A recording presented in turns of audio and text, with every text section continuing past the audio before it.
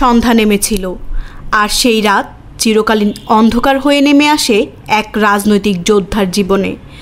ইলিয়াস আলী একটি নাম, একটি কণ্ঠ, একটি প্রতিবাদ, যিনি ভারতকে বলেছিলেন না, যিনি শেখ হাসিনার নতজানু পররাষ্ট্রনীতির বিরুদ্ধে ছিলেন অকুতভয়।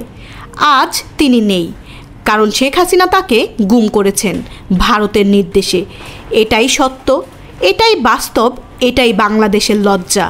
ইলিয়াস আলী শুধু বিএনপির একজন নেতা ছিলেন না, তিনি ছিলেন এমন একজন মানুষ যিনি ভারতীয় আধিপত্যবাদকে প্রকাশ্যে চ্যালেঞ্জ করেছিলেন। তিনি বলেছিলেন, আমরা স্বাধীনতা অর্জন করেছি, ভারতীয় গোলামি না।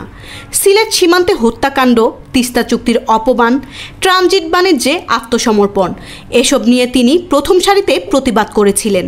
শেখ হাসিনার ভারতপ্রীতি আজ বাংলাদেশের জাতীয় নিরাপত্তার জন্য হুমকি। ট্রানজিট দিয়েছে অথচ তিস্তা চুক্তি হয় না, সীমান্তে বিএসএফ গুলি করে মারে আর হাসিনা সরকার চুপ থাকে।